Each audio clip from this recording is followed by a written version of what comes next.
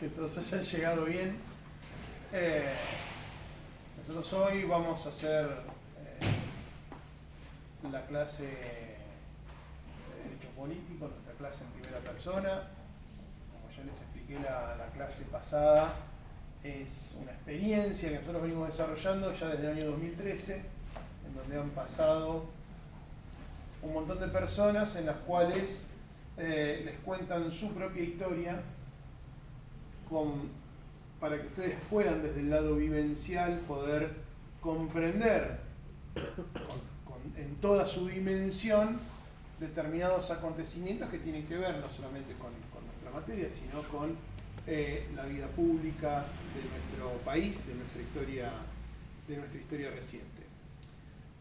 No voy a adelantarme a lo que van a ver y van a escuchar más adelante, pero sí me gustaría decirles que para nosotros fue un placer, un gustazo, que desde hace un tiempo, una vez que se inauguró este espacio, gracias a la generosidad de la Asociación Abuelas de Plaza de Mayo, poder venir, trasladar la clase de Derecho Político. Generalmente utilizamos la Semana de la Memoria, ya sea en la previa del 24 o posteriori del 24.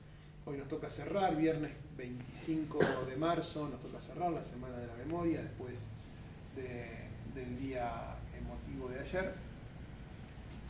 Realizar la clase en primera persona en situación, en esto que ahora les van a contar las compañeras y los compañeros de qué se trató este lugar. Hoy estamos en el salón auditorio que utiliza el espacio de la memoria, que utilizan las abuelas de Plaza de Mayo, filial La Plata. Hoy aquí es donde la asociación desarrolla sus actividades, que ahora también vamos, el doctor Lovelli, no yo, sino él, les va a explicar un poco de qué se trata eso. Y vamos a tener una recorrida por el lugar que lamentablemente hoy las condiciones climáticas nos lo va a impedir. ¿Cómo? No sé. Bueno, por lo pronto ahora no podemos salir, que lamentablemente está lloviendo, para que ustedes puedan terminar de dimensionar todo lo que escuchan, ¿no? En un rato también va a venir y va a conversar con ustedes Leonardo Fossati. Es un nieto recuperado por las abuelas de Plaza de Mayo. Hoy es miembro de la comisión directiva de Abuelas de Plaza de Mayo. Es el coordinador de este espacio y tiene una historia muy particular con el lugar porque nació aquí. Aquí funcionó una maternidad clandestina en donde, si el doctor Lovelli me equivoco, me corregirá, se encuentran certificados 3 nacimientos en este lugar. Uno de ellos, el de Leonardo, que en unos minutos les contará a ustedes su historia, que es la historia de la Argentina.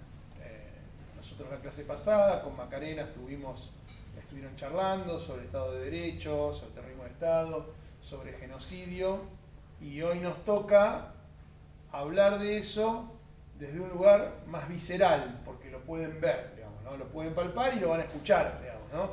¿Qué es el terrorismo de Estado? ¿Qué es el genocidio? Lo van a palpar, ¿no? Lo van a ver a través de la ventana, o van a ver ahora un video y van a escuchar a una víctima del terrorismo de Estado, porque Leo no deja de ser una víctima, más allá de que hoy es miembro, digamos, de la comisión directiva. Es la nueva generación en la cual las abuelas sembraron la semilla y es la garantía de la continuidad de la lucha de las abuelas de encontrar a sus nietos, y será ya la de encontrar a sus hermanos el día que las abuelas ya no estén. Así que como pequeña compensación por el hecho de hoy no poder, o por lo menos por ahora, no poder caminar y conocer las instalaciones del horror de lo que fue este centro clandestino de detención, vamos a pasarles un video institucional que les va a explicar de qué se trata todo esto. Voy a cerrar allá, no sé si se ve mejor.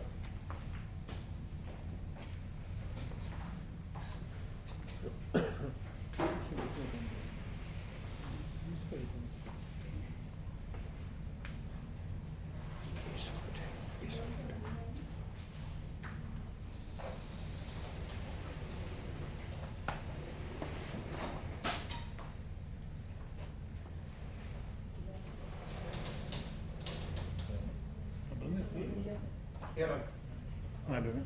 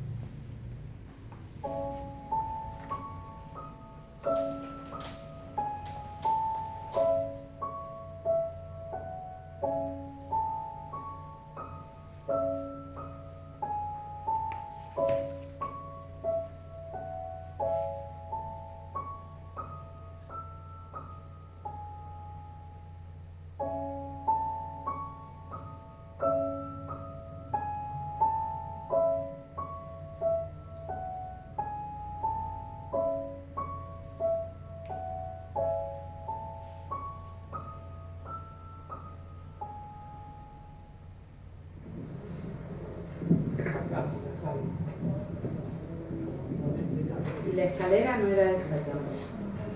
Esperé que nos van a abrir la cara. Era de cemento, yo tengo el mismo recuerdo. Estaba acá la escalera. Era una puerta de fierro y tenía una rejita chiquita así.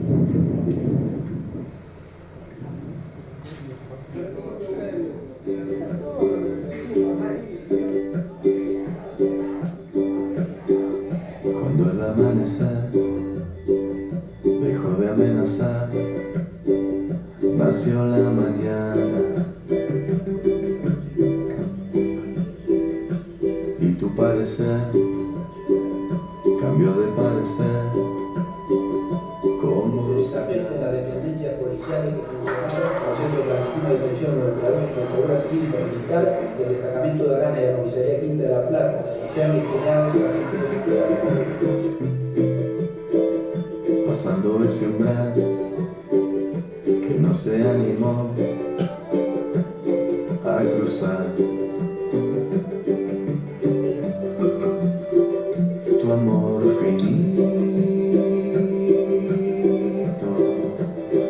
se acabará.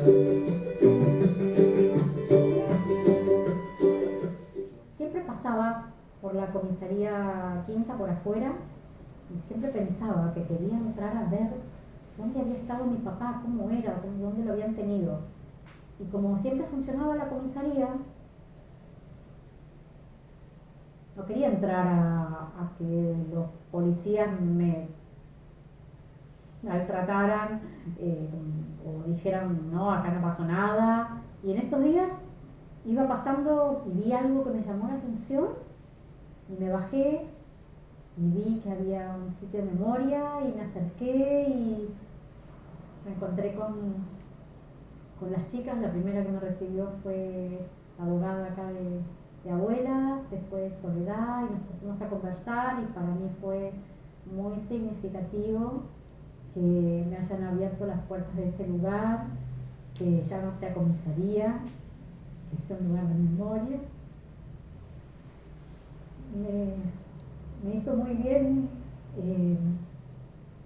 que me dieran permiso para recorrerlo, para estar en el calabozo donde estuvo mi papá,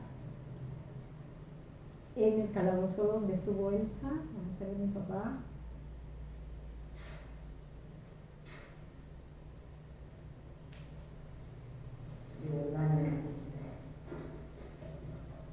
Le han sacado todo.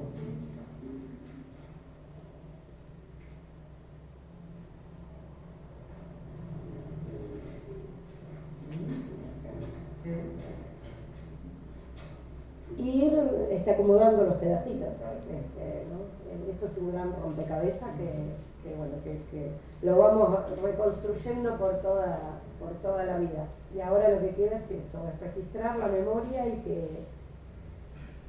que se sepa lo más posible, todo. Entonces vamos los tres en fila india y vamos hasta acá, hasta este paravento. Pero acá había una pared y acá había una puerta con una niñita. La fila de Mozos estuve desde el 5 de octubre hasta el 7 de febrero. Acá en esta pared es que dice Mónica Santucho. Abajo de los papeles tiene que estar el disco de Mónica Santucho.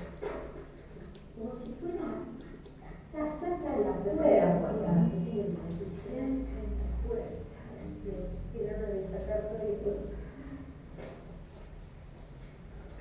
La primera vez que ingresaste a la parte nueva, sentí mucha paz, mucha alegría, me sentí muy bien, me sentí muy contenido. Pienso en este lugar y empiezo a llorar o se me ponen los ojos llenos de lágrimas, porque para mí no fue solamente la detención, fue un aprendizaje. No sé si el lugar que me genera, no sé, yo por suerte puedo contarlo y otros no lo pueden contar. Es un triunfo, porque estamos vivos y porque en nosotros están presentes todos los compañeros y compañeras. Yo veo mucha gente joven como ustedes y me parece bárbaro lo que hacen, la verdad que no, y medio que no me lo puedo creer, digamos, no me puedo creer por qué están tan interesados en esto que pasó. Qué sé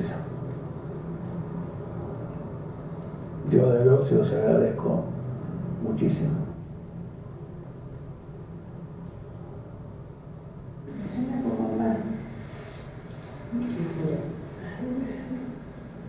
Sí.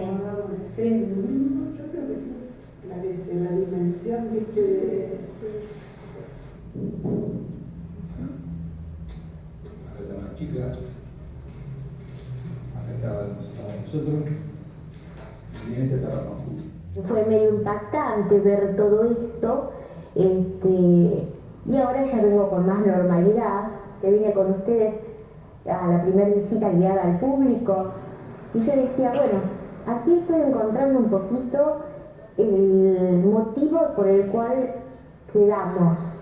Nosotros somos la historia, así que estoy encontrando más el motivo de sobrevivir. Ya nada se detiene, las cosas son distintas y atravesando un muro de viejas armaduras, las fórmulas no tienen más sentido. Tus ojos me despiertan si me quedé dormido, yo sueño tu futuro y lo vivo cada día, y en cada cosa que hago vos siempre estás conmigo. ¿Dónde corre el agua? ¿Dónde sopla el viento? Puedo ver a través de tus ojos. ¿Dónde corre el agua? ¿Dónde duerme el tiempo? Puedo ver a través de tus ojos.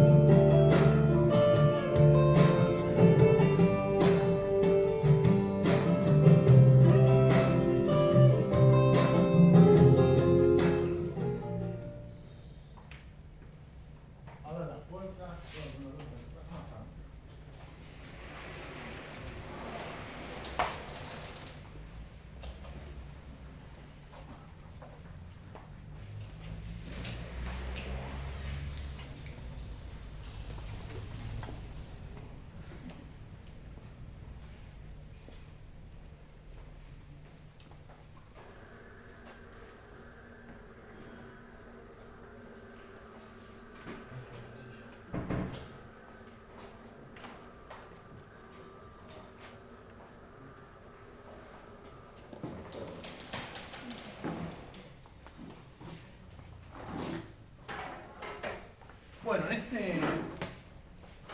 Si vamos a ver.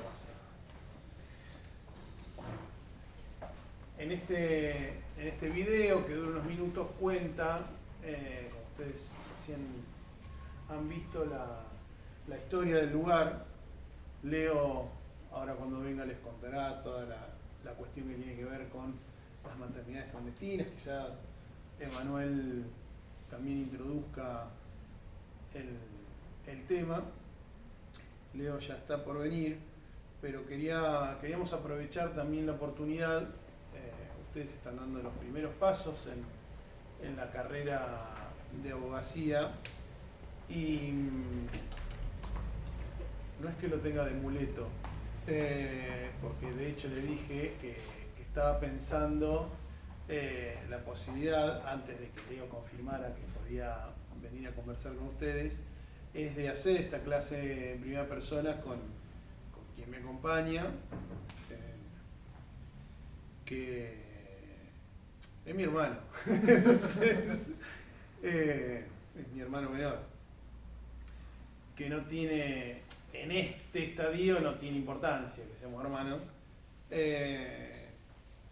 pero yo le planteaba con palabras poco académicas, puntos suspensivos, ¿por qué no venís vos a dar, o por qué no das vos también la charla al curso para contarles cuál es la tarea profesional, si se quiere, lo es, pero me refiero a profesional en cuanto a lo estrictamente jurídico que realiza un abogado o una abogada de un organismo de derechos humanos de la importancia internacional que tienen las abuelas de Plaza de Mayo. Porque tiene que ver con una cuestión de investigación, tiene que ver con una cuestión de litigación penal, tiene que ver con una cuestión de acompañar el proceso de las personas que llegan tocando el timbre, mandando un mail, que tienen dudas sobre su identidad y cómo es ese proceso de acompañar a las personas durante ese tránsito, porque me parece que es una tarea, digamos, de las más nobles que puede tener quien ejerce la abogacía, y que además uno no quiere contrastar con otros modelos de profesionales, porque la vida da para todo, digamos, ¿no? Y todos tenemos que comer y cada cual elige. Pero es tan fuerte el paradigma del abogado, digamos, litigante, ¿no? Como el paradigma del derecho. Porque si yo les pregunto a ustedes, bueno, nómbrame 3 abogados famosos y me van a nombrar a los que salen en la tele, ¿no? A Burlando, a Morla, sin perjuicio de que está bien que existan esos profesionales, porque todos necesitamos ejercer el derecho de defensa y todos necesitamos tener un patrocinio jurídico cuando lo consideremos necesario para atravesar la situación que fuese menester. No lo planteo como un demérito a la actividad profesional de los letrados que mencioné. Pero hay otros formatos, hay otras formas que está bueno también que ustedes los conozcan, porque hay un modelo hegemónico que tiene que ver con la idea del abogado liberal, que es el que durante tantísimas décadas la facultad nos formó. Y que nosotros desde nuestro humilde espacio, desde nuestro humilde lugar, tratamos no de poner en tela de juicio, porque reitero, cada cual es libre y elige el modelo que quiere, pero por lo menos mostrar que hay otros modelos de ejercicio de la profesión del abogado o de la abogada, hay otras tareas que se pueden desempeñar, que no necesariamente tienen que ver con la retribución en dinero, aunque, reitero, digamos, todos debemos vivir, ¿no? Entonces, por todo eso le decía al doctor Loeli que me parecía importante que en algún momento pudiera conversar con ustedes desde su lugar. Quizás se lo puedan encontrar en los pasillos, porque también está en Derecho Constitucional y les hablará también desde una cuestión de la materia, pero me interesaba que pueda conversar con ustedes sobre la tarea que realizan las abogadas y los abogados de Abuelas de Plaza de Mayo, porque obviamente él no es el único. En todo caso, efectuará una coordinación sobre el resto de los profesionales, pero hay un equipo de trabajo que realiza un trabajo colectivo y que, reitero, es muy rico porque tiene muchas variantes, y que el ejercicio del respeto por los derechos humanos, ustedes van a ver, a partir de lo que pueda comentarles Emanuel, lo van a poder vivenciar. Así que, como telonero de Leo, te cedo la palabra. Bien, bueno, primero, gracias por venir aquí, un día encima muy difícil, en lo climático. Bueno, por un lado, también es cierto que la idea original era poder tener esta charla, pero transitando buena parte de lo que vieron en el video, ¿no? Más allá de lo que después Leonardo les pueda graficar, estamos en un lugar que fue un centro clandestino de detención.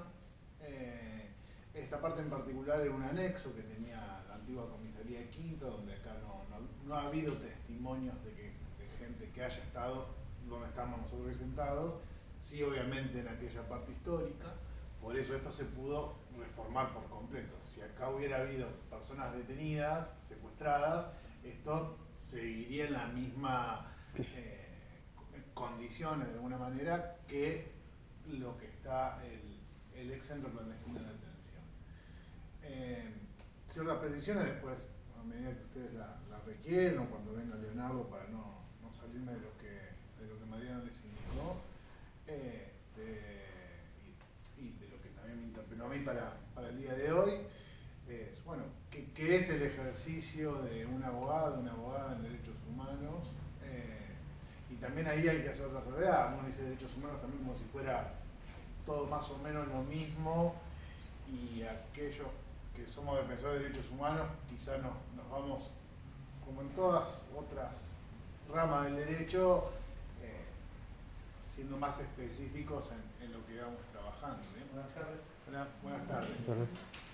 Pero más allá de eso, digo, lo que es la experiencia mía en particular, en realidad es una experiencia colectiva de tantísimos abogados y abogadas de derechos humanos que estamos acompañando a los familiares, a los sobrevivientes y a los organismos de derechos humanos. En el caso particular mío, yo soy abogado de Abuelas de Plaza de Mayo del año 2004, así que saquen la cuenta que hace ya bastante que estoy aquí, y he atravesado diferentes formas de ejercer nuestra profesión. Y si bien el derecho es... Cuando te está en la columna, veo que cada columna va a quedar con tortícolis. Sí. Si no me quedo parado también para que se escuche mejor. Sí. Y en este largo tránsito mío por Abuelas, que arrancó en abril de 2004, han sido diferentes formas de ese ejercicio de la profesión, ¿bien? Rompiendo un poco, como bien lo decía Mariano, de esa concepción tan clásica del abogado sentado en un escritorio, estando incluso a veces lejos de las personas que defienden, ya sea en el ámbito laboral, civil, penal, administrativo, el que fuese.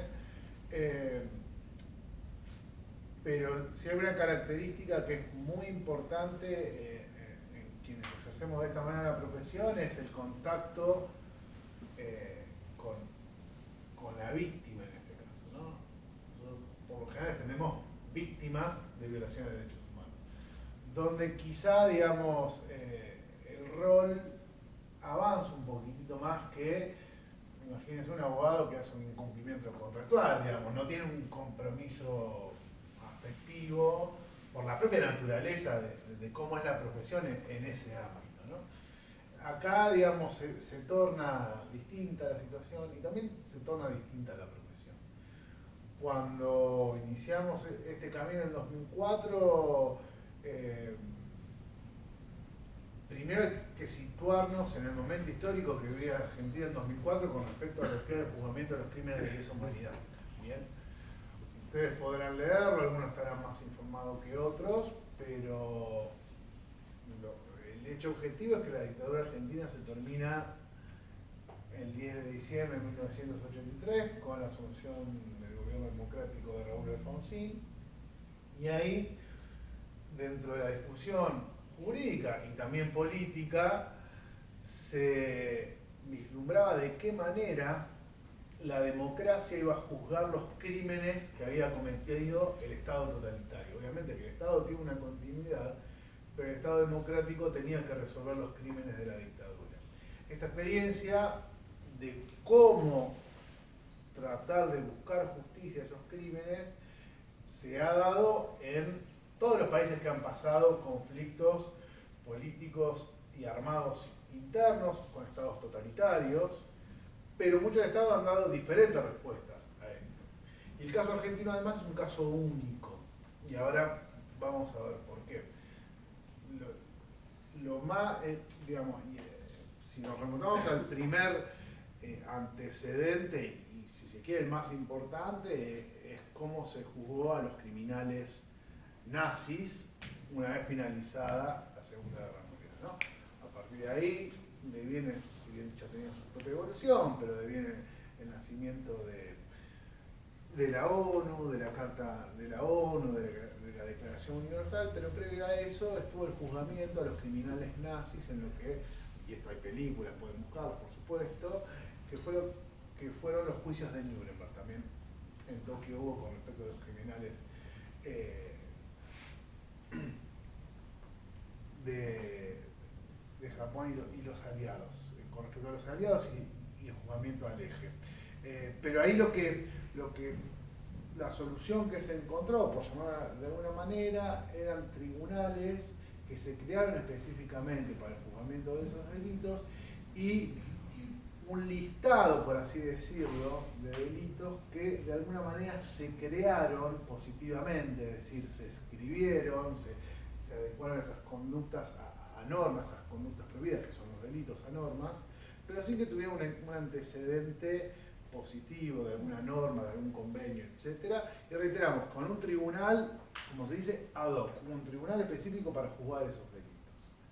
Argentina, en su caso, decidió un camino totalmente distinto, porque lo que resolvió en aquel momento era que los propios tribunales ordinarios fuesen los encargados de juzgar los crímenes de las juntas militares, en principio, y después de responsabilidades menores a la junta.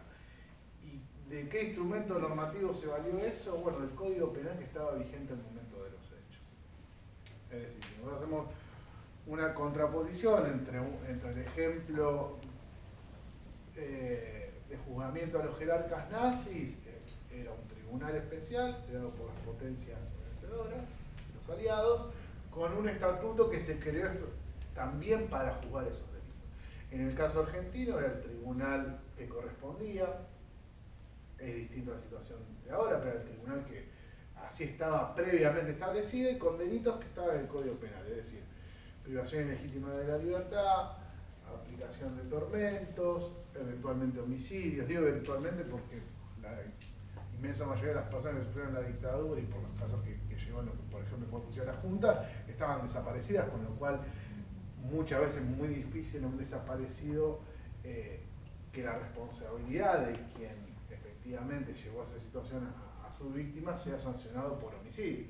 Porque al no haber un cuerpo, no haber nadie que dé fe de que la persona desaparecida está muerta en términos penales, igual no me quiero ir en tecnicismo, pero para que tengamos una idea de que fue una complejidad en el año 83, y el año 83 como inicio de este gran camino, de poder llegar al juzgamiento de los responsables de la dictadura argentina y de los ejecutores de aquellos órdenes.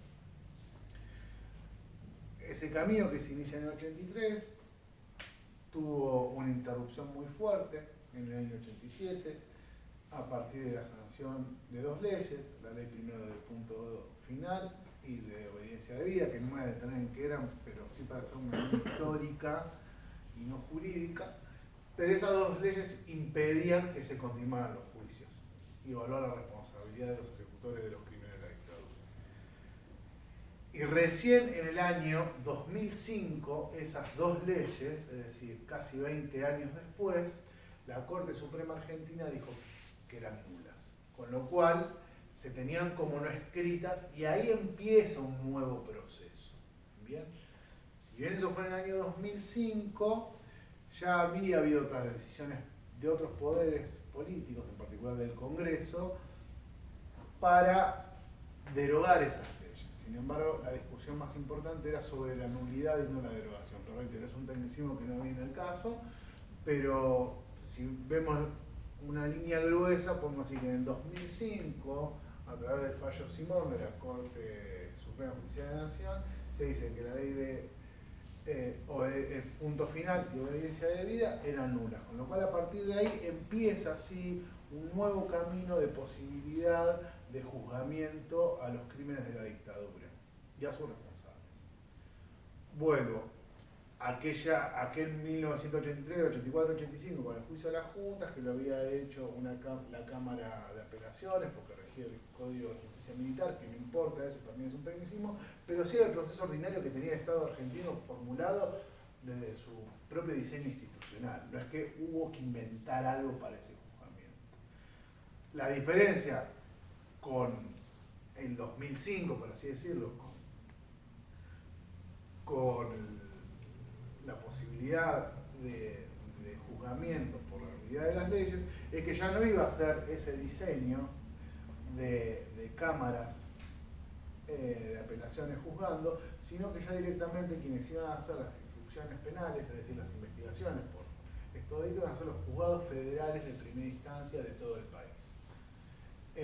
Y quienes iban a jugar, ustedes, bueno, no tienen por qué saberlo porque ya lo van a ver más adelante en la carrera, pero un delito federal, el diseño institucional que tenemos es que hay un juzgado, un personal, un juez que lleva adelante la investigación de ese delito. ¿De cuál delito? De cualquiera de los que son federales, por ejemplo, secuestros extorsivos,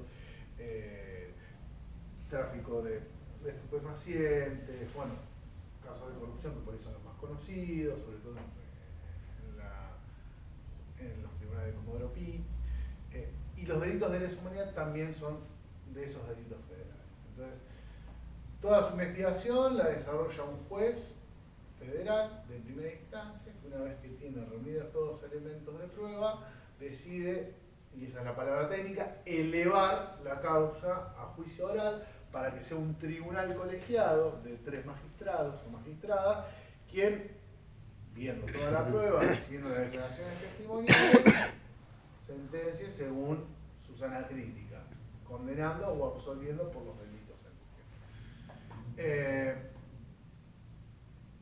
Ese diseño institucional, reitero, es el que se juzga cualquier tipo de delito y que también se juzgan los delitos de lesa humanidad.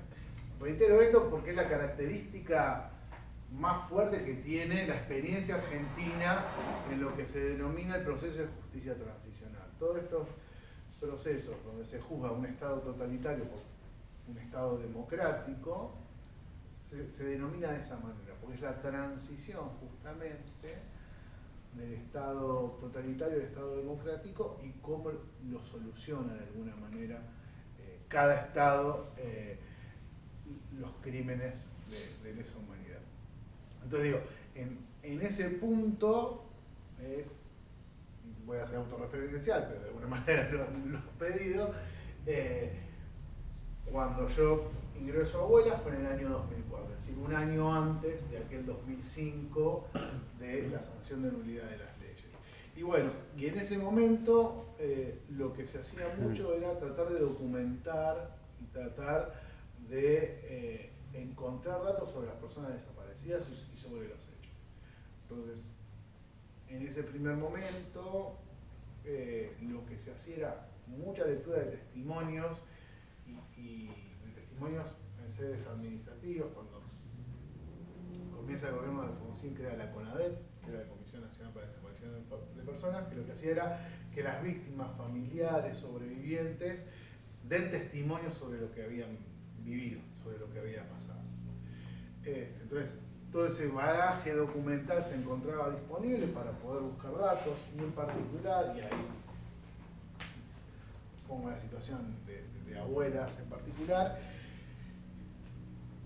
que esa lectura lo que trataba de entender era poder determinar cuáles centros clandestinos de detención, como este, habían pasado mujeres embarazadas, secuestradas, se habían dado a luz y qué había pasado con esos chicos. Que la tarea principal de Abuela de Plaza de Mayo como organismo de derechos humanos es buscar y encontrar a esos chicos nacidos durante el secuestro de sus madres y que no fueron devueltos a sus familias, sino que fueron entregados a terceras personas.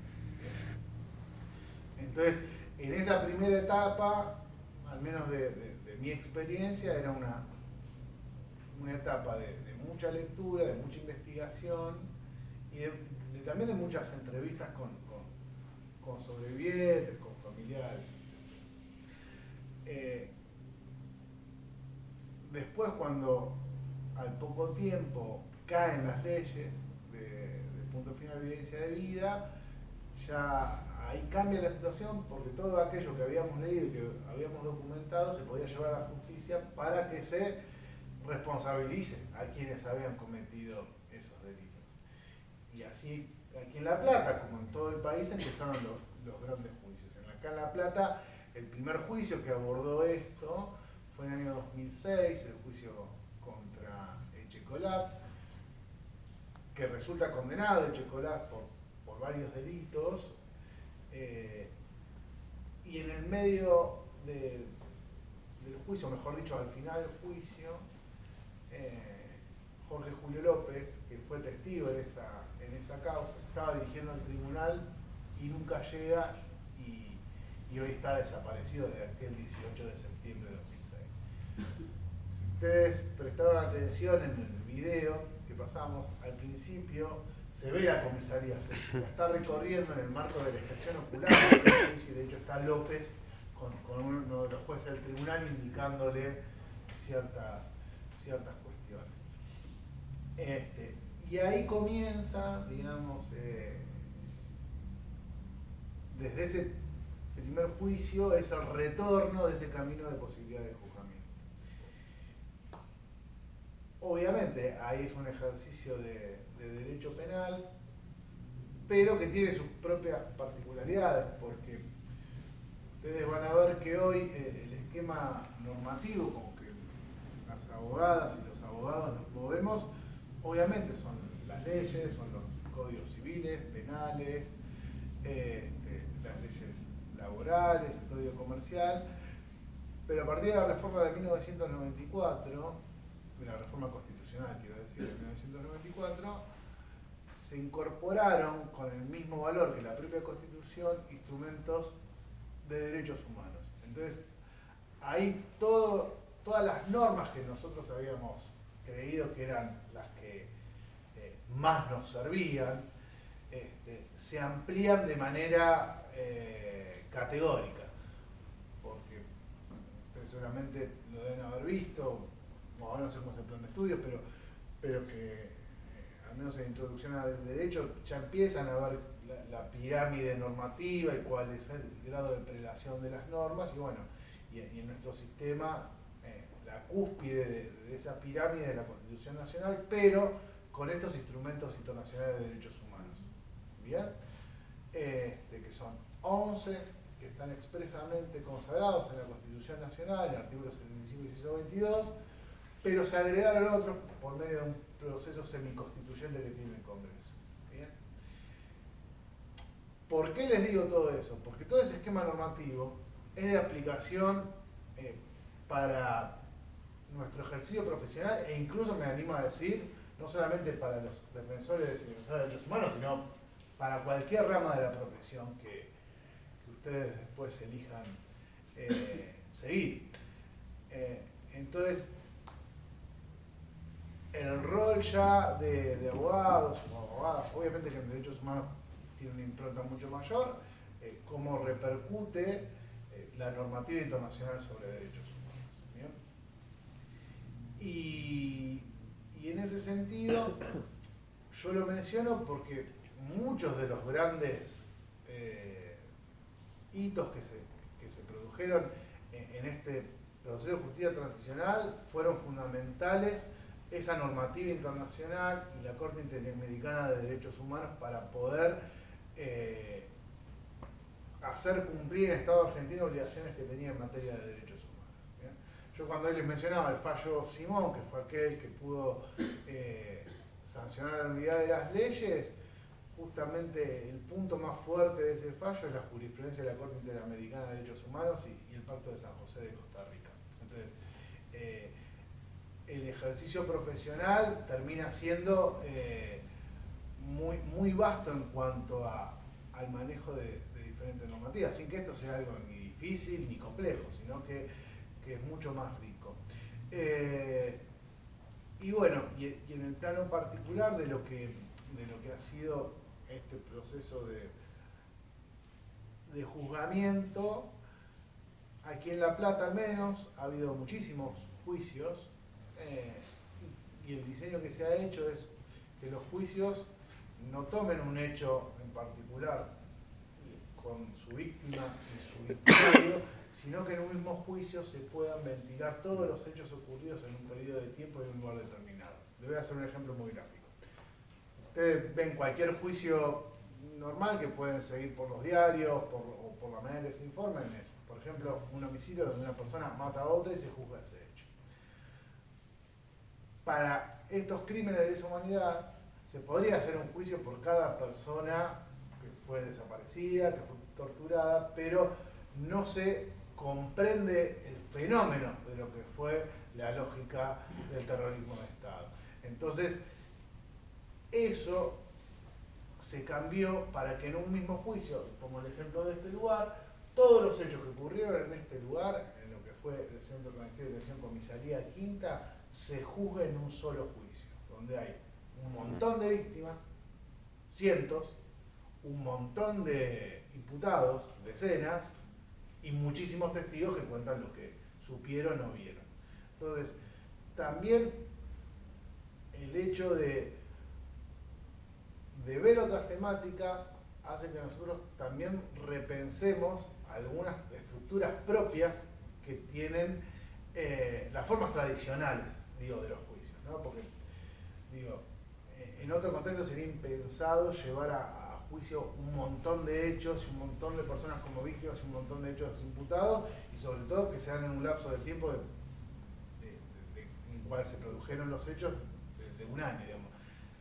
Es impensado que en cualquier delito común que pueda ocurrir ahora se produzcan juicios de esta magnitud.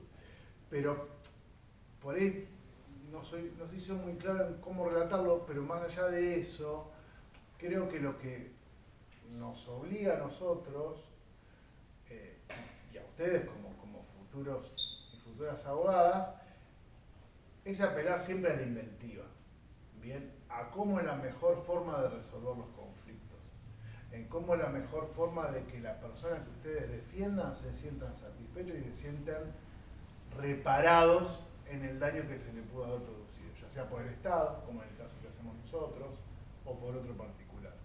Y también tratar de estirar ciertos dogmas que tiene el derecho o los procesos judiciales, donde todo parece ser cuadrado y previamente determinado, lo que se puede conseguir y lo que uno puede solicitar a través de la justicia. Y el hecho de estar acá es un ejemplo de lo que les estoy diciendo. Ustedes sabrán, podrán tener interés, porque lo pueden haber visto, que en un juicio penal lo que ocurre es que hay una víctima, que hay un fiscal, que puede haber una parte que defiende a la víctima y una parte que defiende al imputado. Y generalmente lo que uno se entera sobre esos juicios es si a la persona que está imputada, que llega imputada del juicio, la condenaron o la absolvieron. Y ahí se termina el juicio. Bueno, después habrá instancias de recursos, etc. Sin embargo, en muchos de los juicios que investigan los crímenes de la dictadura, no se termina simplemente en poder obtener la culpabilidad de la persona responsable de los delitos, y así satisfacer de alguna manera la justicia para esas víctimas, sino que puede haber otras cosas que satisfagan a las víctimas.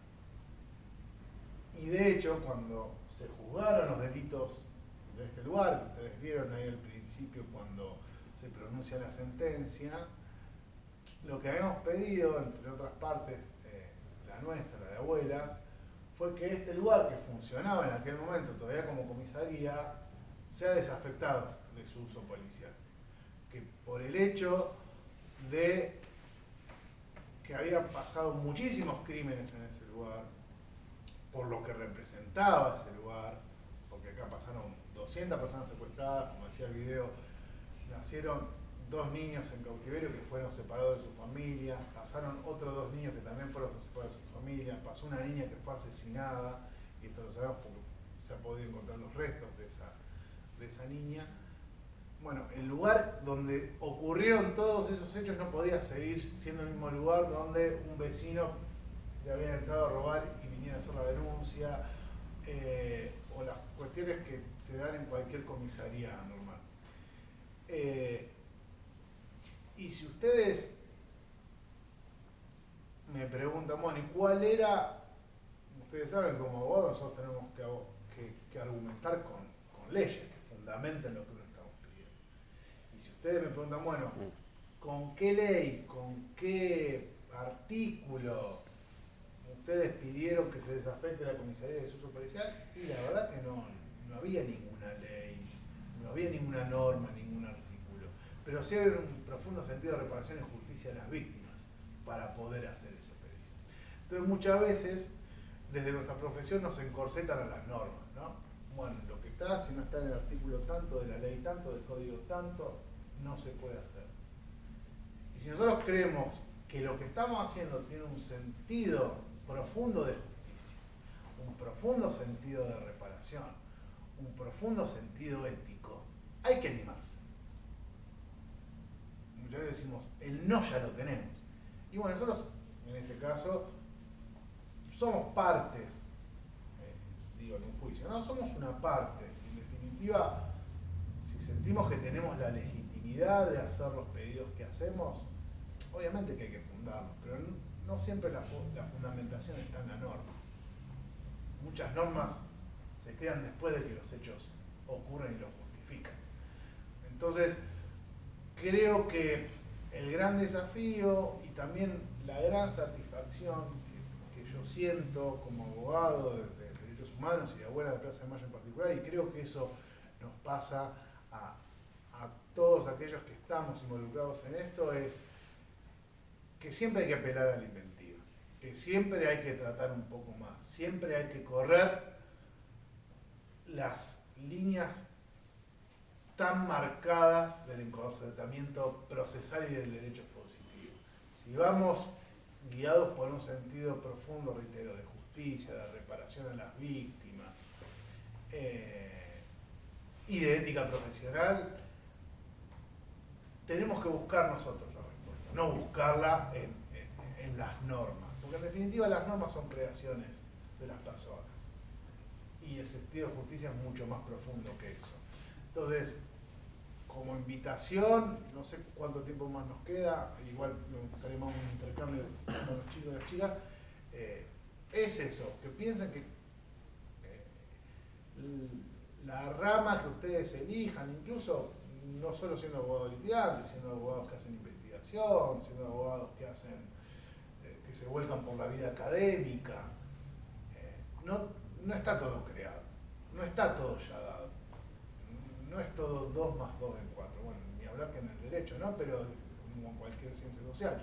Pero digo, la clave, me parece a mí, con razones, reitero, guiado por principios propios, es no quedarse en lo que ya viene determinado, que siempre hay nuevas cosas por hacer, nuevas cosas por interpretar, y que si no se le ocurrió a nadie antes, no es porque nuestra idea sea equivocada, sino quizás simplemente por eso, porque a alguien antes no se le ocurrió.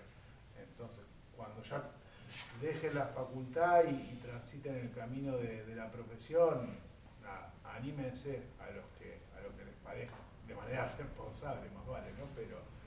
Pero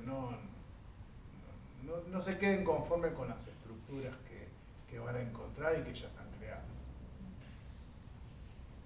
Yo, antes de pasar al ida y vuelta, quería hacer un par de agregados a lo que recién muy bien comentó Emanuel, que les hizo una línea de tiempo perfecta en lo que recién se acaba de comentar como el proceso de justicia transicional. Ahora, hay algunos hitos que a mí me gustaría remarcar o agregar. Primero es que lo histórico de iniciar los juicios en los inicios de la democracia y la valentía además en el momento de hacerlo con los elementos y teniendo la Constitución arriba de la mesa, esto que hablamos, ¿no?, del Estado de Derecho versus el terrorismo de Estado. Digo, que sean, hay artículos que ustedes los van a estudiar, ya los deben haber visto en Historia Constitucional, pero que los van a ver con mayor profundidad en Derecho Constitucional y en Derecho Penal, en donde nos hablan que a nosotros nos tienen que juzgar, digamos, los jueces en el lugar del hecho, con las normas del momento, y que en nuestro país están prohibidas las comisiones especiales. Esto es, no pueden armarme un tribunal para que me juzguen a mí, digamos. Tiene que ser un tercero imparcial. Bueno, toca el que toca, digamos. Cosa que no sucedió en esto que Emanuel contó, del desarrollo de los juicios de Nuremberg, que son tribunales de las potencias vencedoras de la guerra. Acá en Argentina lo resolvió con la Constitución arriba, su propia Constitución arriba de la mesa. Ahora, los procesos políticos muchas veces tienen límites, ¿no?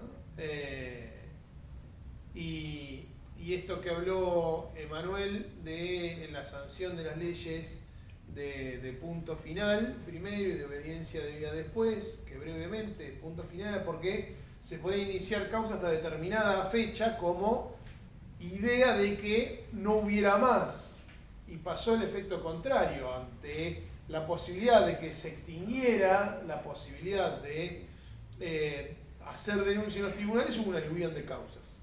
Entonces se produjo el efecto contrario. Hay un levantamiento por parte de los militares que se inicia en Córdoba, que se niegan a presentarse a la justicia. Como personas que, como cualquier persona que debe someterse a un Estado de Derecho a los tribunales. Eso genera una crisis política en el entonces gobierno de Alfonsín, que termina en los acontecimientos de Semana Santa, que ustedes lo habrán escuchado nombrar, y termina con la sanción de la ley de obediencia debida, que lo que buscaba deliberadamente esa ley era eliminar la responsabilidad penal de quienes ejecutaron esos actos del horror, ¿no? Es decir, circunscribir la responsabilidad penal y política del horror del genocidio en la Argentina en una pequeña casta de los jerarcas de la Junta Militar, que habían sido ya juzgados en el famoso juicio a las juntas militares del año 1985. Entonces ahí es donde se frena todo ese proceso, y tras Cartón, en el año 1989 gana Carlos Menem la elección presidencial, candidato del Partido Justicialista, y lo que hace es dictar los indultos. Es decir, Menem indulta bajo el argumento de pacificar y reconciliar a la sociedad de vencedores y vencidos, indultando a los jefes militares que habían sido condenados y cumplían cadena perpetua. No era una cárcel común, estaban en cuarteles militares, pero estaban cumpliendo una condena a cadena perpetua. Es más, incluso había juicios que no habían concluido y Menem termina indultando a procesados, cosas que, digamos, que constitucionalmente no se puede, porque la prerrogativa del presidente de la República de indultar es a condenados, no a procesados. Un procesado es inocente, ¿no? Hasta que no tenga una condena firme que demuestre lo contrario. Y también indultó a algunos jefes de la guerrilla, ¿no? A Correa Merlo, a Fimenich. Y se inicia el proceso de los 90,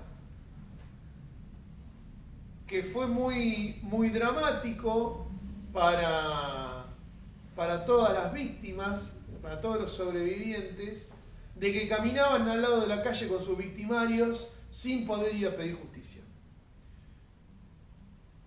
Y la propia de esto que hablaba recién Emanuel, de, digamos, no cerrarnos la cabeza en, bueno, si la norma no lo permite, entonces no se puede hacer nada.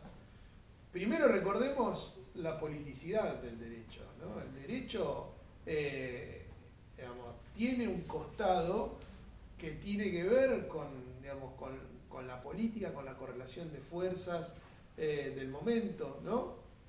No nace de un repollo una ley, ¿no? De hecho se sanciona en el Congreso, la promulga el presidente, y a esa gente la pones vos y vos, ¿no? Cuando vamos y elegimos la boleta de el Frente de Todos, de Cambiemos, del FIT o de quien sea. Ahora, ¿qué pasó durante los 90? Se produce un hecho, y que fundamentalmente en esta ciudad fue muy castigada por la dictadura, y no es casual que La Plata haya sido una de las principales ciudades del país castigadas por el terrorismo de Estado, por dos motivos principalísimos. Uno, el gran movimiento estudiantil, la universidad, más los centros de estudiantes secundarios, las escuelas secundarias, pero todo potenciado por nuestra querida Universidad de La Plata, que generaba una ebullición, ¿no? Allí dentro. Entonces, un colectivo determinado, ¿no? Al cual había que disciplinar, los jóvenes, la juventud, los estudiantes. ¿Y el otro cuál les parece que sería? Los trabajadores, por supuesto. Todo el cordón industrial de La Plata, Berisso, Ensenada, ¿no? La principal destilería del país, uno de los frigoríficos más grandes de la Argentina, una empresa siderúrgica, el astillero más grande de la Argentina. Entonces, todo, y en esas fábricas lo que se discutía, aparte de lo que hablamos sobre el final de la clase pasada, es la apropiación de la renta. ¿Quién se queda con el excedente? Si se lo lleva el dueño del capital o se lo llevan los trabajadores. Y cómo la clase trabajadora se encontraba altamente sindicalizada. Argentina al día de hoy sigue siendo el país con mayor tasa de sindicalización de sus trabajadores en América Latina. Entonces, trabajadores y estudiantes, miren si La Plata no era foco en la cual no hicieron los integrantes del gobierno de facto eje en la represión ilegal en nuestra región. Bueno, la cuestión es que en los 90 vivíamos el fin de la historia, vivíamos la entrada al primer mundo, ¿no? La Argentina estaba teniendo dramáticos cambios en todo sentido en su sociedad, y en lo que hace a la cuestión de derechos humanos teníamos una imposibilidad de poder juzgar los crímenes de la dictadura. Leo. ¿Y a dónde voy con todo esto? Es que se iniciaron procesos judiciales en donde, bueno, no puedo condenar, no puedo averiguar, establecer responsabilidades penales sobre quienes cometieron delitos. Bueno, por lo menos díganos dónde están nuestros muertos. Y se iniciaron los famosos juicios por la verdad, en donde en esos juicios lo que se buscaba era saber el destino final de miles de personas. Y a su vez también en el caso particular del robo de bebés, que había quedado exento de la ley, de las leyes de obediencia debida y de punto final. Entonces, en Soledad, Abuela de Plaza de Mayo seguía teniendo actividad judicial. Pero entonces en los 90 tenemos este gran problema, esta deuda con la sociedad, que era bueno, demos vuelta a la página, lo que pasó, pasó. Y la propia sociedad es la que no se lo banca. Es la propia sociedad la que va a buscar respuestas a los tribunales para por lo menos saber dónde estaban los que faltaban y las que faltaban. Nosotros, de hecho, muchas veces cuando vemos esto les pasamos una película documental que se llama Botín de Guerra, que se los recomendamos, que lo vean, que es la historia de Abuela de Plaza de Mayo,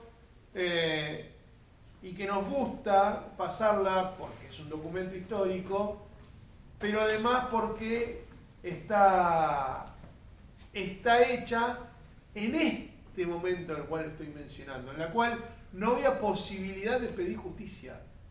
¿Y cómo la cosa cambió?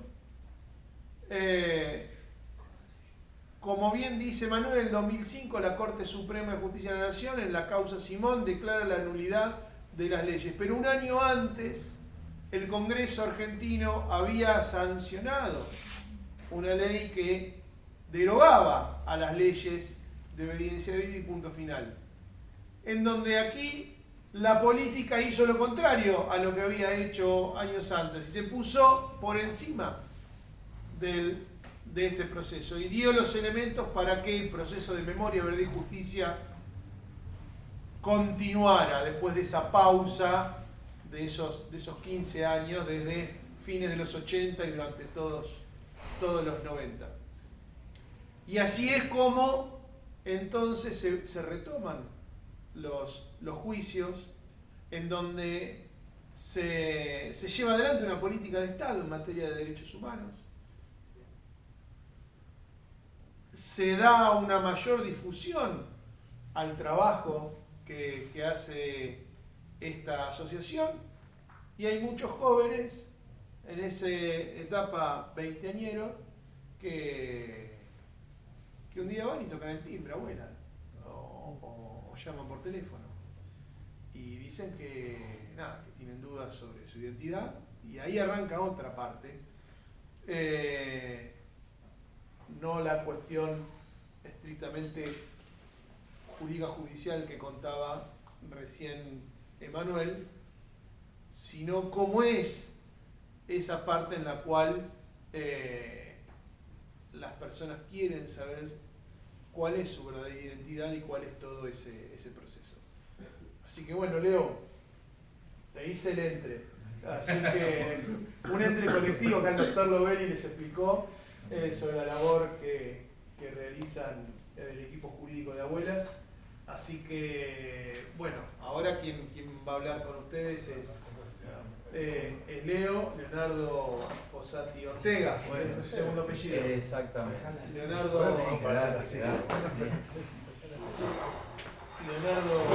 es un amigo. Bueno, bienvenidos. Te dejo a vos. Gracias. Tengo entendido que vieron este video introductorio del Espacio para la Memoria. Bueno, esta no es la primera clase que me toca acompañarlo a Mariano, tanto acá como allá en la facultad. Y para mí siempre es hermoso ver alumnos y alumnas interiorizándose, interesados por la temática, interpelados por la temática. Por supuesto que doble alegría es verlos acá, porque este fue un proyecto colectivo que seguramente, bueno, un poco lo habrán visto cómo fue el proceso de reconstrucción de este espacio en ese pequeño video, otro poco les habrán contado Mariano y Emanuel, donde justamente Emanuel fue uno de los grandes protagonistas a partir de la querella de Abuelas de Plaza de Mayo en este juicio de circuito Camps, donde involucraba muchos centros clandestinos de detención en la provincia de Buenos Aires, y este fue uno de ellos. Quizás, lamentablemente, uno de los más emblemáticos de acá, de la ciudad de La Plata, por su cercanía al pleno centro, a la catedral, al municipio, por la cantidad de personas que pasaron detenidas de forma clandestina acá. Al menos 200 personas fueron registradas por diferentes testimonios que pasaron por acá. Siempre decimos al menos porque esto es una materia en construcción permanente. Al haber sido justamente un terrorismo de Estado, al haberse cometido todos estos crímenes en la clandestinidad, todos los años van apareciendo casos nuevos. Hay casos que no están identificados con nombre y apellido, pero sí con alguna característica física de alguna persona que estuvo muy poquito tiempo acá y no llegó a establecer esa confianza con algún sobreviviente que luego dio testimonio, entonces solamente se conocía una característica física o en el mejor de los casos algún sobrenombre. De hecho, ha pasado desde el 2018 a la fecha, donde empezamos a trabajar como espacio para la memoria, que se han resuelto 2 casos, donde los testimonios hablaban de ciertas características físicas, de una posible militancia en tal organización, y que después, atando cabos con ese cautiverio, esa misma persona que se identificó en otro ex centro clandestino de detención, como el Pozo de Arana, o como la Brigada de Investigaciones, que generalmente era el lugar por donde se los ingresaba, se pudo identificar. Retomando algo que imagino, pero que no participé de cómo venía la charla, ustedes me dirán, esto ya lo sabemos, nos lo contaron recién. Quiero remarcar el trabajo de Abuelas de Plaza de Mayo, que indudablemente fue la organización responsable en cada uno de estos pasos, por supuesto, enmarcadas en unas circunstancias donde los juicios de lesa humanidad retomaron y con mucha fuerza, donde las políticas de Estado permitieron esa vuelta a la justicia, permitieron esta apertura desde los medios de comunicación. Retomo un poquito lo que justo donde enganché la charla. Mariano contaba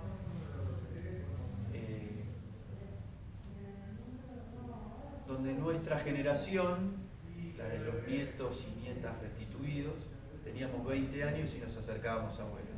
Bueno, justamente eso es lo que me pasó a mí, ni más ni menos. En el 2004 me acerco a Abuelas con dudas sobre mi identidad, acá a la filial de La Plata, acá no al espacio para la memoria, sino en la ciudad de La Plata, en la filial histórica, en calle 8, 48 y 49. Y en mi caso fue ahí donde empezó todo. Dudas sobre mi identidad que venía arrastrando de chico. De chico de manera inconsciente, como suele suceder cuando uno es muy chico. En mi caso, lo he contado muchas veces, pero eso se expresaba en algunos casos a modo lúdico.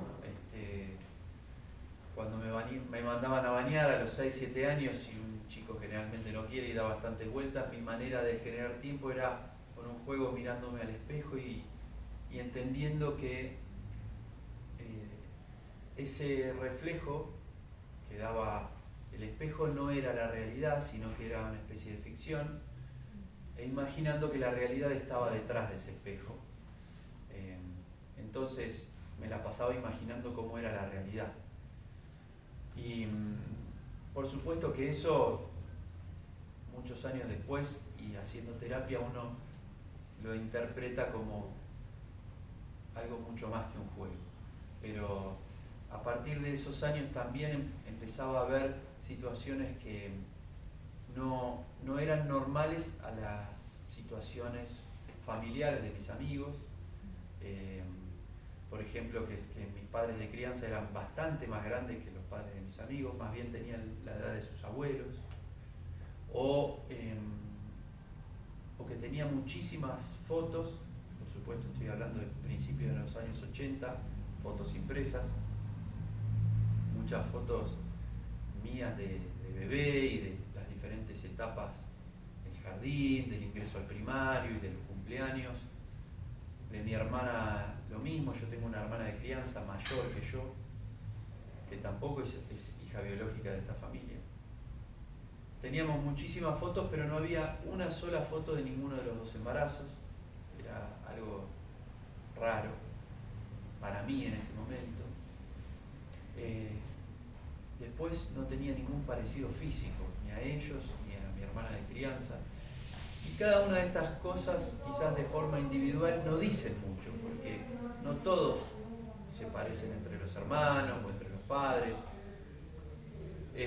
o no todos tienen fotos de sus mamás embarazadas, pero en la medida que iban apareciendo nuevas dudas, nuevos indicios, y que no iban teniendo respuesta, fueron formando una duda aún mayor. En mi caso, les diría que, bueno, en algún momento de mi infancia yo he preguntado en mi casa donde me crié acerca de esto, y siempre tenía respuestas evasivas o también tenía respuestas concretas, como que no, yo había nacido, por ejemplo, en el Instituto Médico Platense, en tal fecha, obviamente, la fecha que festejaba mi cumpleaños todos los años. Entonces, en la medida que tenés respuestas nada más y nada menos que de tus padres, en los cuales confías del mismo modo que confías en Navidad o en Reyes, hasta que no te cuentan la verdad, seguís creyendo.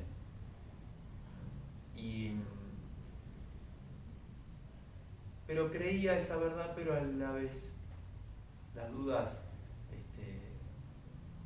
desde un lugar razonable seguían estando.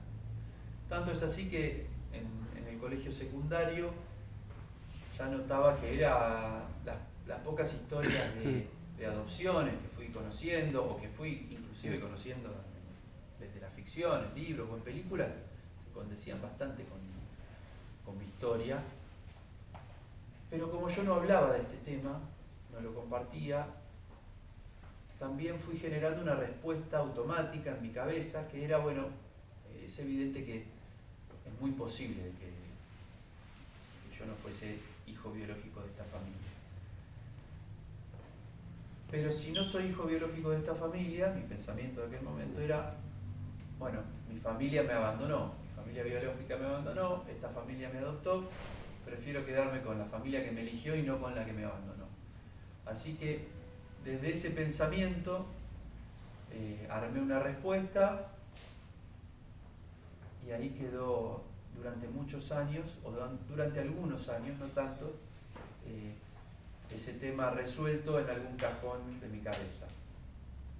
Pero fui papá muy joven, a los 20 años, así que ese tema vuelve a aparecer, pero ya desde otro lugar, desde una mirada ya de padre, de preguntarme, bueno, si a mí me abandonaron, me gustaría saber, conocer a mi familia igual, me gustaría saber por qué caminos te lleva la vida para verte obligado o obligada a tener que abandonar a tu hijo. Y empecé a entender que esas dudas, que a esa altura ya me acompañaban durante casi 20 años, yo si no las resolvía, no solamente no estaba bueno porque me iban a seguir acompañando durante el resto de mi vida, sino que además se las iba a empezar a heredar a mi hijo, porque inevitablemente mis dudas sobre mi identidad se las iba a heredar a él, porque él tampoco iba a saber realmente quién era su familia biológica, más allá de su mamá y de su papá. Así que ahí lo empecé a encarar con más seriedad, con mi familia de crianza. Me contaron efectivamente que no era hijo biológico de ellos, que me habían ido a buscar a la casa de una partera que vivía acá cerquita. Yo me crié acá cerquita en el barrio del Parque Saavedra, y que ellos, luego de ir a buscar a mi hermana, porque no fue una adopción, los dos fuimos anotados como hijos biológicos, así que fueron 2 apropiaciones, empezaron a buscar pocos años después, allá por el 74, 75, la posibilidad también de adoptar, pero de conseguir algún hermanito para su hija. Y dentro de todos los contactos que hicieron estaba esta partera que vivía en el barrio, que era sabido que atendía partos en su domicilio y que también atendía abortos, y que esta partera se enteró, y 2 años y medio después es ella quien los contacta, diciéndoles que una chica muy joven del interior que había venido a estudiar a La Plata había dado a luz ya ese mismo día que los contactaron, y que iba a entregar a su hijo en adopción, que lo iban a institucionalizar, y que si ellos seguían en esa búsqueda, bueno, estaba ese bebé disponible. Así que ellos me cuentan esta historia, yo intento ubicar a esta partera, ya había fallecido hace un par de años. Así que lamentablemente no tenía, justamente como no fue una adopción donde hay registros, donde uno puede ir a la justicia a solicitarlos, donde hay un camino, a mí se me agotaban todas las instancias. La única persona que podía decirme algo era esta mujer que había fallecido, y después en esa casa ya no vivía, ya la había vendido la familia, obviamente como todo era ilegal, nadie me podía decir nada. En aquel momento yo estudiaba teatro en Buenos Aires, y unos años después de esto, yo ya daba por perdida esta búsqueda, porque en ningún momento asumía que podía haber sido otra cosa de la que me contaron. Y en una clase de teatro, donde estudiaba en ese momento, me tocó, había que improvisar 5 minutos. Así que elegí improvisar los últimos 5 minutos de la vida de ese personaje. Y en la medida que iban pasando los segundos y los minutos, a ese personaje le empezó a suceder que se empezaba a arrepentir de las cosas que no había hecho. Y una de las últimas cosas que aparecen fue el darse cuenta que se estaba muriendo con dudas sobre su identidad, y que se arrepentía de no haber buscado a tiempo y no haber resuelto a tiempo esas dudas. Así que cuando terminó esa clase, una amiga que estudiaba conmigo me dijo: ¿cómo se te ocurrió eso? Porque estamos hablando de que todavía los casos de abuelas no eran tan difundidos en los medios masivos de comunicación como ahora, o como cuando empezaron los juicios. Estoy hablando del año 2001, 2002, como mucho, 2001. Y le dije que bueno, que se me había ocurrido porque eso era lo que me pasaba a mí. Yo tenía dudas sobre mi identidad y no las había podido resolver.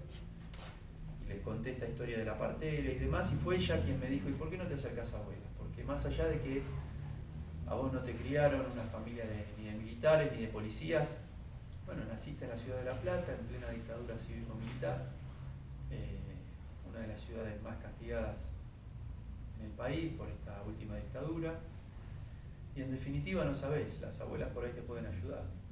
Así que un tiempo después seguía, digamos, sin ninguna expectativa de que mi historia pueda venir puedo hacer algunas de las historias que buscan las abuelas, que buscaban en ese momento. Y me acerqué finalmente en marzo del 2004 a la filial de acá de La Plata, donde me tomaron lo que se llama una presentación espontánea, que son todos mis datos, donde les relato toda esta historia. Y allí se inicia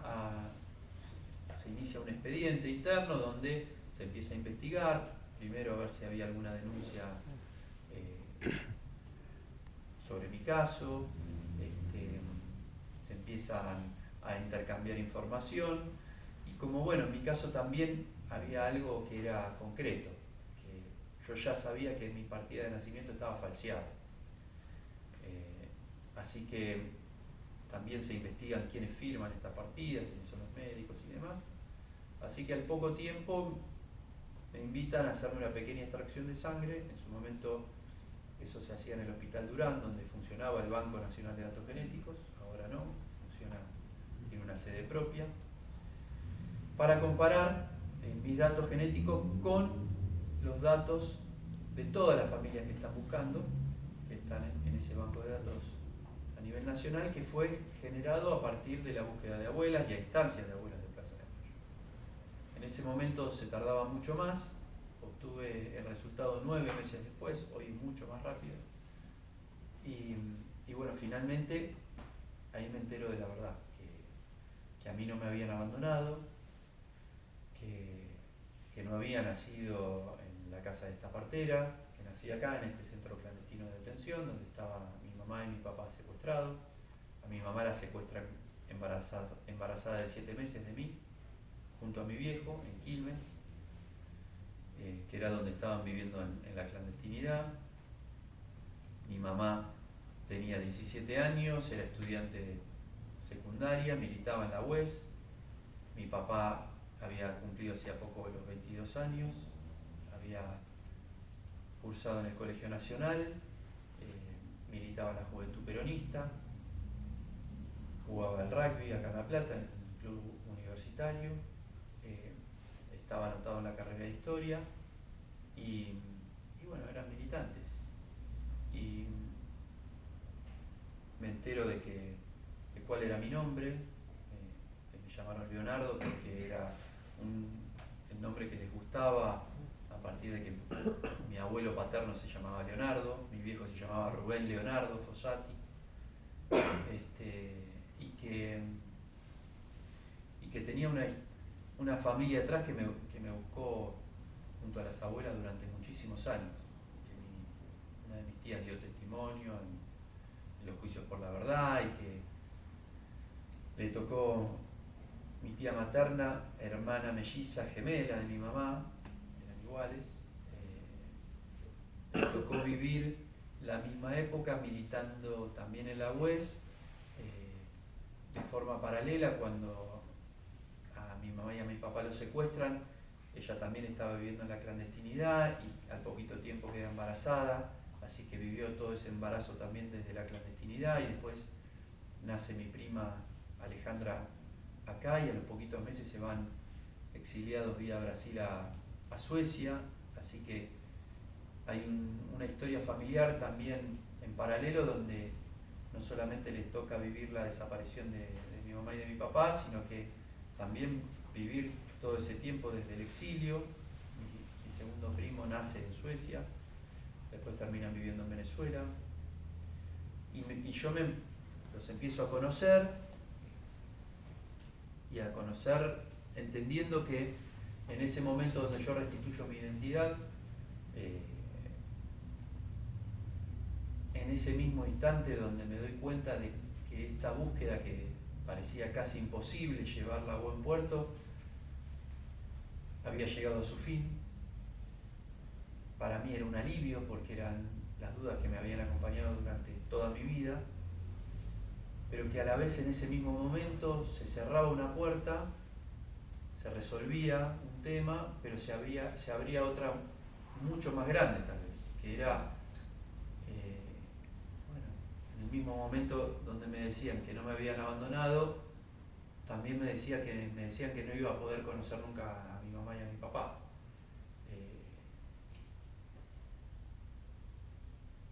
y me empiezo a encontrar con una familia muy golpeada. Pero a la vez me empiezo a dar cuenta que la única manera de conocer a mis viejos era conocer a todas las personas que los habían conocido, empezando por mi familia, después siguiendo por sus amigos, sus compañeros y compañeras de militancia. Así que fue todo un proceso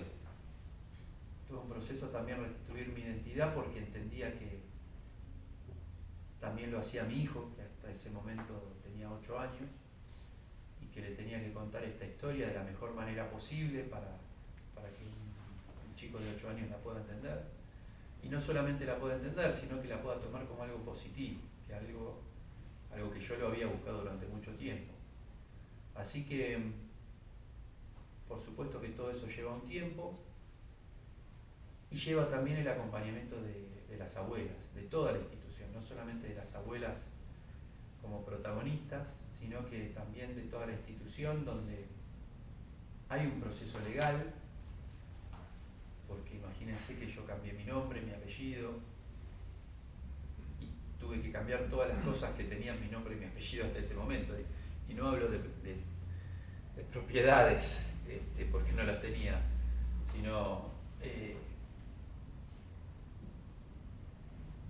había deudas que venían a colación de la familia de crianza, pero sí, qué sé yo, los estudios que uno había hecho, los lugares donde uno aportó trabajo y qué sé yo, todo. Bueno, ahí estuvo el compañero Lovelli acompañándome con escritos para el juez. El juez emitía los escritos y íbamos juntos a cada una de estas instituciones a solicitar esto. Por aquel entonces, año 2005, como les contaba antes, recién caídas las leyes de impunidad y recién instaladas políticas de Estado más contundentes, uno se sentía un poco más acompañado también desde el Estado, pero no en todas las instituciones tenían esa misma mirada.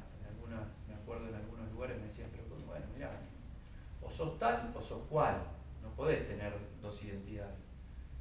Y uno explicándole justamente que claramente no tenía dos identidades, es que me falsearon una identidad y en ese momento estaba poniendo la situación en orden. Pero había que explicárselo como a chicos del colegio primario, ¿no? Así que no en todos lados te lo facilitaban, pero en la abuela sí me lo facilitaron, y mucho, porque no solamente era desde las cuestiones concretas, burocráticas, sino desde las más importantes, que era sentirse acompañado, sentirse comprendido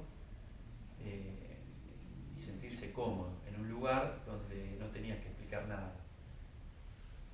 Sobre todo explicar algo que era muy difícil de explicar, que eran todas estas sensaciones que producen restituir tu identidad. Así que fue ahí donde me empecé a acercar mucho a abuelas. Yo trabajaba a la vuelta de la filial de Abuelas de Plaza de Mayo. Entonces, perdón, que estaba en 8, 48, 49. Sí, lo conté al principio, que no vine, sí, que no vine acá con mis dudas. Esto todavía seguía siendo una comisaría común y corriente. Así que en aquel momento me escapaba del trabajo para ver cómo venían los trámites. Digamos que tenía un argumento, y después me escapaba para tomar mate, ver cómo andaba la situación, después cruzarme con la abuela Coqui, que estaba en aquel momento en la filial de acá de La Plata, que todavía no había podido recuperar la identidad de su nieto. Y en la medida que pasaban los días y pasaban los meses, la verdad que me sentía mucho más a gusto en abuelas que en mi laburo. Así que después conocí a todas las abuelas, obviamente en Capital, o la gran parte de ellas, y abuelas del interior, y ellas me empezaron a invitar a acompañarlas a charlas como estas, en universidades, en colegios, a acompañarlas a dar testimonio. Y en ese momento, justo fue un momento donde muchos nietos y nietas se empezaron a sumar, sobre todo a dar testimonio para justamente a los 20, 20 y pico, por ahí la edad de ustedes, más o menos, posibles nietos y nietas que duden sobre su identidad y que estaban en las facultades, se animen o se sientan identificados en estos procesos de búsqueda. Así que ahí nos sumamos varios y al poquito tiempo de abuelas me dijeron, ¿por qué no te venís a trabajar acá? Y ahí no dudé un minuto y me fui a trabajar con las abuelas. En un lugar donde a medida que pasaba el tiempo entendía la importancia de esa búsqueda. Porque yo la empecé a entender en la medida que empecé a entender mis tiempos, mi restitución de identidad, mis vínculos con esta nueva familia, que en realidad era mi familia de toda la vida, que a mí me tocó conocerla a los 28 años. Y eso se fue dando casi de manera natural. Tanto es así que yo al principio digo, a los pocos días, a los pocos meses, al poco tiempo, yo estaba conociendo mi historia biológica. Entonces tenía mi vida y mi familia biológica que había conocido en ese momento. Y a medida que iba pasando el tiempo me iba dando cuenta que eso se iba transformando. Que yo tenía mi vida con esa familia que no nos pudimos disfrutar, que no me pude criar con ellos. Y después tenía mi familia de crianza. Y las cosas, no digo que el tiempo pone las cosas en su lugar, uno tiene que hacer lo suyo, pero sí el tiempo ayuda mucho cuando tenés ganas de colaborar en acomodar las cosas. Así que las abuelas me fueron invitando a tomar responsabilidades, a representarlas en diferentes ámbitos. A los pocos años me invitan a formar parte de lo que es la comisión directiva de abuelas, pero sobre todo allá por el 2011, 2010, 2011, Manuel me invita a formar parte de la querella de aquel juicio que les nombré antes, el circuito Camps, donde estaba el caso del secuestro de mamá y papá, y de mamá embarazada de mí. Y ahí yo hice un clic porque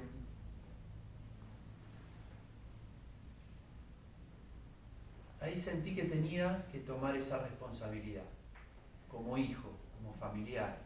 Había una responsabilidad en la justicia, más allá de que no era una responsabilidad concreta desde el juicio donde yo podía dar testimonio y acusar a alguien que haya participado de algún crimen, porque obviamente el hecho de haber nacido acá no podía dar ninguno de esos testimonios. Pero sí lo entendía como que participar de ese juicio era dar cuenta, casi como una prueba en sí mismo, de que ese delito se cometió acá, de que acá hubo una maternidad clandestina, nacieron bebés y que acá te robaban la identidad.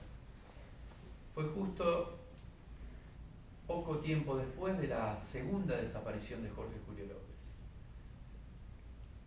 Y yo empecé a conocer a muchos testigos que habían sido amenazados en el proceso de estos juicios que se estaban llevando adelante. Así que a mí no solamente me pasó que ya tenía mi primer hijo, a Tomás, sino que en 2012, en el proceso de ese juicio, ya era bebé, recién nacido, mi segundo hijo, Ciro. Y muchas veces se me cruzó por la cabeza decir, bueno, más allá de que no podía apuntar a nadie, que alguien vaya al colegio de mi hijo y me diga, dejate de hinchar las pelotas, o Así que lo empecé a entender desde un montón de lugares, seguramente son temores basados,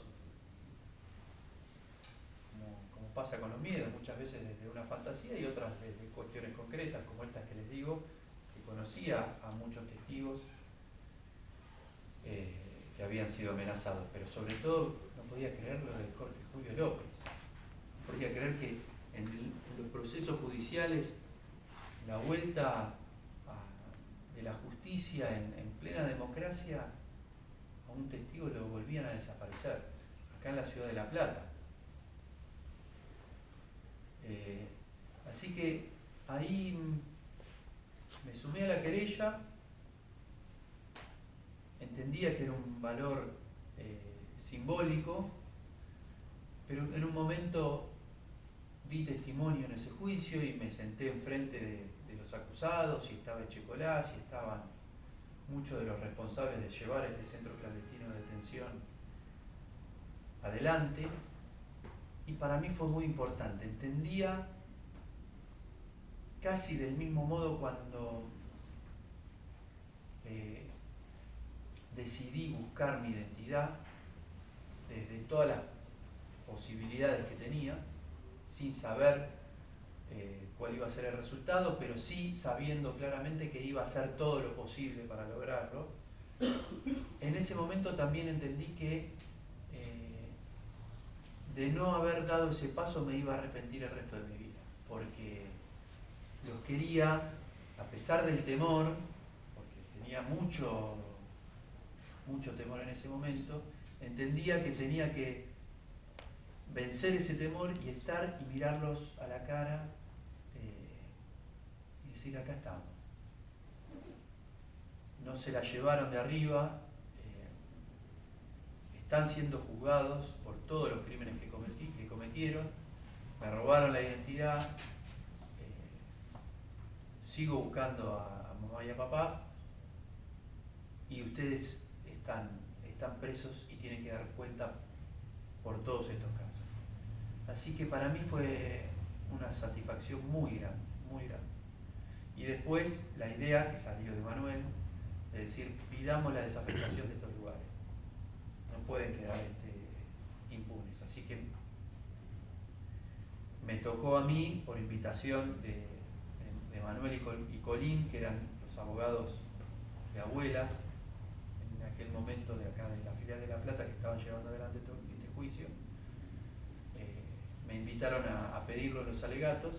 Por supuesto, yo no tenía ni idea qué era una querella, qué era un alegato. Fui aprendiendo toda la terminología en el camino.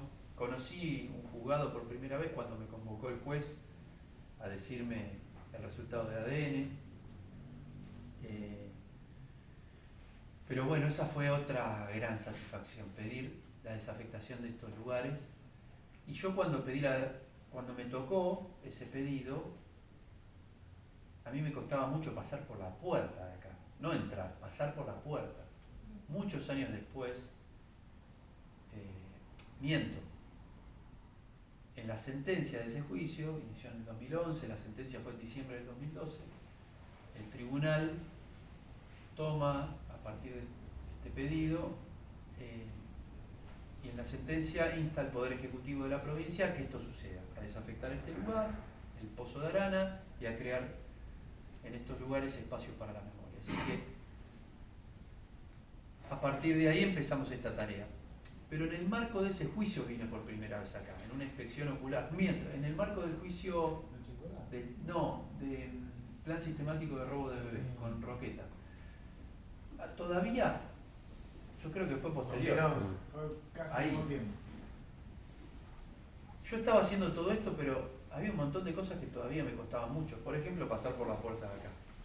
Y la primera vez que entré fue en el marco de un juicio, en el marco de una inspección ocular de otro juicio que Abuelas llevaba adelante, que fue plan sistemático de robo de bebés. Ni más ni menos que el juicio por el cual Videla y otros volvieron a estar presos, a pesar de las leyes de impunidad, ¿no? Porque era uno de esos crímenes donde no podían prescribir y no fueron alcanzados por estas leyes de impunidad.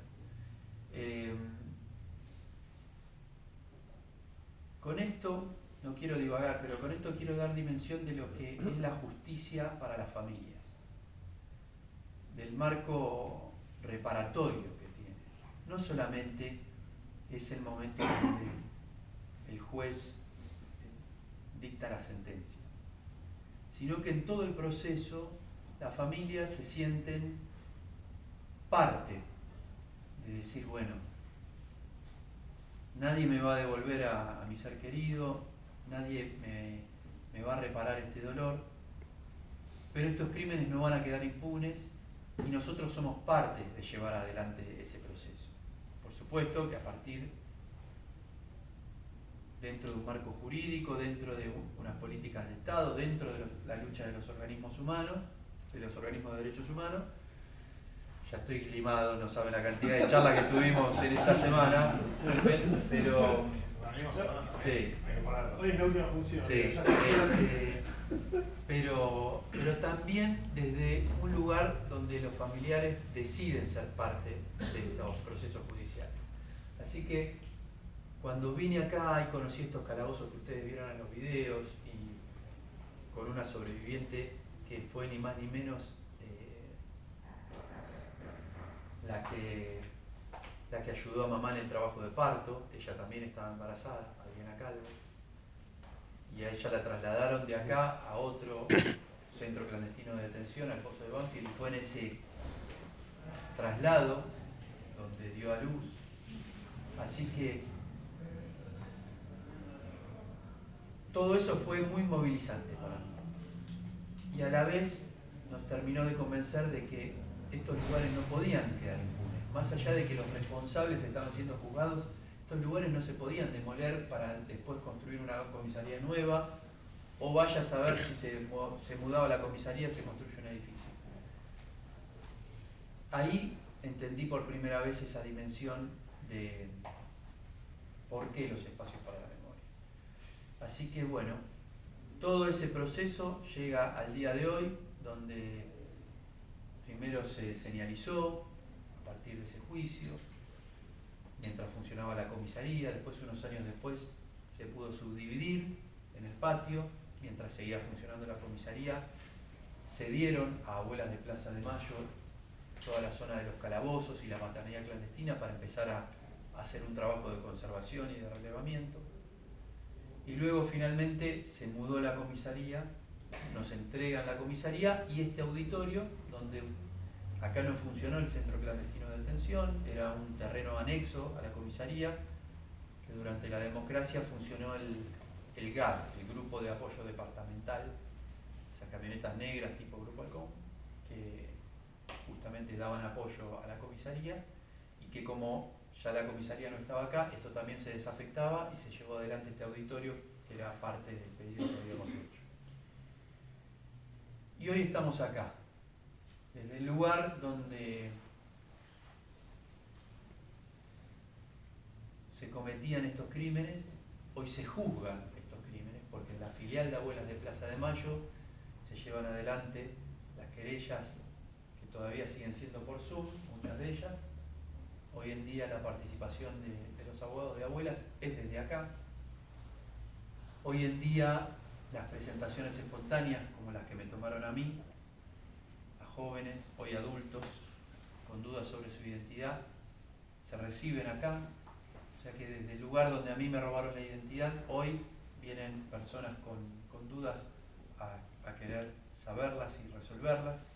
En este mismo auditorio, en plena pandemia, se armaron jornadas del Banco Nacional de Datos Genéticos a todas aquellas personas que tenían una investigación abierta en la filial y les llegaba el momento de analizarse. Fue el Banco Nacional de Datos Genéticos que vino acá y se armó con todo el protocolo correspondiente 2 jornadas que después terminaron siendo 4 de extracción de sangre. Así que no solamente tiene un valor simbólico el convertir este lugar en un espacio para la memoria, sino que tiene un valor concreto. Desde el lugar donde te robaban la identidad, hoy te la restituyen. Desde el lugar donde se cometieron estos crímenes, hoy se juzgan. o es parte de estos juicios, y desde estos lugares oscuros hoy, con estas propuestas educativas, con estas propuestas pedagógicas como son las visitas guiadas, hoy se da luz a toda esa oscuridad de crímenes, a ese silencio de muchos años. Hoy se abre, se mantiene viva la memoria, no solamente de lo que fue el cautiverio, de nuestras familias, de nuestros compañeros y compañeras, sino también de su historia de vida y de militancia, ¿no? ¿Quiénes fueron ellos más allá de ese cautiverio? ¿Cuál era la militancia que tenían? ¿Dónde estudiaban? ¿Dónde militaban? ¿Dónde hacían deportes? Y así encaramos muchas actividades desde acá, no solamente, les vuelvo a repetir, desde ese cautiverio o desde esa militancia, que es por supuesto lo que más se trabaja, sino también desde otros lugares, humanizarlo, ¿no? No solamente que quede esa foto en blanco y negro, que es la foto con la cual se los buscó, sino que también poder darle color y poder recordarlos también a quienes escribían poesía o eran músicos, y poder cantar sus canciones acá, poder recitar sus poesías, poder, a partir del arte, que es una arista que las abuelas tomaron desde un primer momento para difundir la búsqueda, como fue Teatro por la Identidad, los diferentes ciclos, Música por la Identidad, cine, deporte. Bueno, acá replicamos todos esos ciclos, y todas las semanas en este auditorio, donde no damos charlas, hay una obra teatral o un recital o una presentación de un libro, y mucha gente que quizás no se siente interpelada por hacer una visita guiada a un espacio para la memoria, sí se acerca para ver una obra de teatro o para escuchar música, y a partir de ahí empieza a conocer el espacio, porque al principio le dábamos una breve charla introductoria, hoy le mostramos este video que ustedes vieron, así que saben dónde están. Están en el espacio para la memoria ex Comisaría Quinta, donde ustedes hoy están teniendo esta hermosa clase, y para nosotros es un orgullo poder recibirles y acompañarlos. Así que yo estoy muy contento y agradecido de que podamos articular con la facultad. Al principio era gracias a profesores y profesoras comprometidos con la temática y que buscaban darles algo más a sus alumnos y alumnas. Hoy en día ya hay una articulación institucional. Lo primero que hicimos como espacio para la memoria fue firmar un convenio con la Universidad Nacional de La Plata y con sus diferentes facultades para que esto sea una mutua colaboración.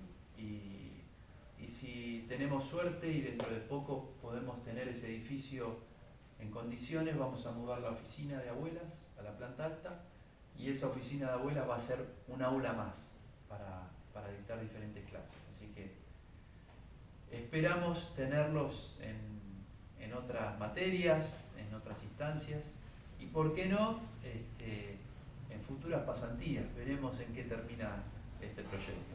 Así que ojalá nos acompañen. Los necesitamos, así como Emanuel entró muy joven a abuelas, con cara de rebelde, con pelo largo. Ustedes también se puedan sumar a estos procesos que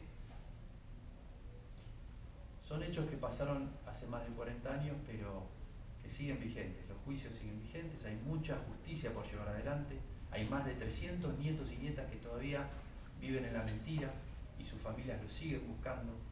Piensen ustedes que solamente se resolvieron 130 casos, ni siquiera llegamos a la mitad. Lamentablemente las abuelas se están yendo, quedan muy pocas, así que esta búsqueda no solamente es de las abuelas, de los organismos, de los familiares, sino que es de una sociedad entera. Y ustedes están en una etapa de la vida que van a ser la locomotora y los protagonistas de llevar adelante esta búsqueda también. Así que los y las invitamos. Gracias. Gracias.